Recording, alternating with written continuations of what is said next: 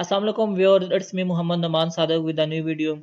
In this video, we will learn what is multiple regression analysis, what are its key assumptions, and how to run and interpret the multiple regression analysis in SPSS. First, we will learn what is multiple regression analysis.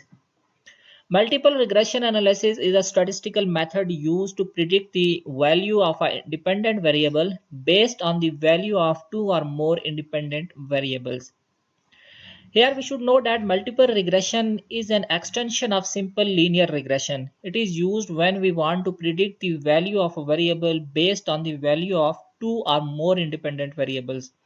The variable we want to predict is called the dependent variable, and the variable we are using to predict the value of a dependent variable are called over independent variable or over explanatory variable. Same like simple linear regression equation, we also construct a linear multiple regression equation containing all variables included in our study or in our model. Same like simple linear regression, here y also representing dependent variable, beta not representing intercept, and beta 1 and beta 2 representing slope of our independent variables, that is x1 and x2, and last one is our residual or error term. As we discussed before, running multiple regression analysis, we must follow some key assumptions of multiple regression. These assumptions are necessary to obey while running multiple regression analysis. Even our data fail certain assumptions, there is often a solution to overcome this. And in this tutorial, we will only discuss some assumptions shortly and will move on to run multiple regression analysis in SPSS. The first one and important assumptions is that there need to be a linear relationship between the dependent variable and each of our independent variables. The second assumption is mean of residual should be 0 or close to 0 as much as possible. It is done to check whether our line is actually the line of the best fit or not. Function of homoscedasticity. Homoscedasticity means same variance, and it refers to a condition in which the variance of the residual or error term in a regression model is remain constant, and the opposite of the homoscedasticity is heteroscedasticity. It's mean different scatter, and where points are at widely varying distance from the regression line. After this, the next assumption is multicollinearity.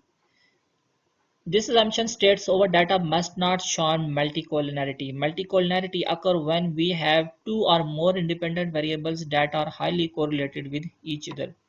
And the next assumption is no autocorrelation. Autocorrelation refers to the degree of the correlation between the values of the same variables across different observations in the data. The concept of autocorrelation is most often discussed in the context of time series data, in which observations occur at different points in time. And the last assumption we will discuss here is the number of observations should be greater than the number of independent variable. We can check this by directly looking at our data set only. Now we are going to consider an example to run a multiple regression in SPSS. Here we have two independent variable, overconfidence and risk variance, and one dependent variable, that is investment intent. Now we are going to run multiple regression analysis in SPSS. To run the multiple regression analysis in SPSS, we will first click on Analyze. Then we select the regression from the option, and then linear regression from sub option. Here our regression box is open now. Here we can see all our variables on a left side in a box, and along this we can also see a boxes for independent variable and for dependent variable. Now we will transfer our independent and dependent variable on desired places. First we will transfer our dependent variable investment intention into the dependent box, and then our independent variables risk variance and overconfidence into independent boxes. After adding our variable on desired places, now we will click on statistics. Here linear regression statistics dialog box will open. Here estimates and model fit is selected by default. In addition to the options that are selected by default, we will select confidence interval in the regression coefficient area and leaving the level 95%. That is already selected. If we want to check the collinearity diagnosis, then we can select the collinearity diagnosis, and if we want to check the autocorrelation between the variable, we can also select the Durbin-Watson test. In this tutorial, we are assuming that all the assumptions of multiple regression analysis are fulfilled, so we are not going to select these options of multicollinearity and autocorrelation. Now we will click on continue button and we will return back to linear regression dialog box. And if we want to plot the histogram or normal probability plot, we can also select the option plot, and then we can put our desired variables on desired places and continue. Now we are going to click on OK. This will create or generate the output sheet. Here we can see our output sheet is created. Here we will discuss all tables step by steps. The first table just shown the name of our independent and dependent variable used in our study, and this table is not necessary to shown in our study. The second table is named as model summary. This table is of primary interest for researcher, and this table provides the R square and adjusted R square values, and along this the value of standard error of the estimates, which can be used to determine how well our regression model fit the data. The R column represents the value of R, that is the multiple correlation coefficient. R can be considered to be one measure of the quality of the prediction of the dependent variable. And in this case, the value of R is 0.690, indicates a good level of prediction. The R square column represents the R square value, also called the coefficient of determination, which is the proportion of variance in the dependent variable that can be explained by the independent variable. And in our example, the value of our R square is 0.476, that shown our independent variable explained 47.6% of the variability of our dependent variable. Next value is adjusted R square. The adjusted R square compares the explanatory power of regression model that contain different numbers of predictors. The adjusted R square is a modified variant of R square that has been adjusted for a number of predictors in the model. And the adjusted R square increase only if the new terms improve the model more than would be expected by chance. It decreases when a predictor improves the model by less than expected by chance.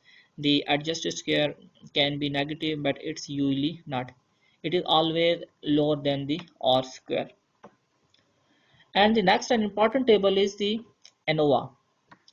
In this table, the F ratio in ANOVA table tests whether the overall regression model is a good fit for the data or not. Here, the table shown that the independent variables statistically significantly predict the dependent variables, which shown the regression model is a good fit of the data. The last and important table is coefficient table, and this table individually shown the statistical effect of each of our independent variable on dependent variable. And in this table, we first seen our variable shown significant effect or not. Here we can see our both variables shown significant effect on our dependent variable, and we can observe this effect by watching over t value and the level of significance. If our t value is greater than plus minus 2 or our level of significance is less than 0.05, then our variable shown significant effect on our dependent variable. And here we can see our t value are greater than plus minus 2, and the value of significance is less than 0.05 in both cases. So we can say our variable shown significant effect on our dependent variable. Next, from this table, we will interpret the value of unstandardized coefficient. Unstandardized coefficient indicate how much the dependent variable varies with an independent variable when all other independent variable are held constant. And in our example, we first consider the effect of a risk variant. The unstandardized coefficient or beta 1 for risk is equal to minus 0.334. And this means that for each one level increase in risk variance, and there is a decrease in investment intention by minus 0.334 level. And along this, overconfidence shown positive impact on investment intention, and the unstandardized coefficient shown one level increase in overconfidence cause 0.382 level increase in investment intention. That's and now in this way we can run multiple regression analysis in SPSS. And if you have any query or suggestion, please comments below. Thank you.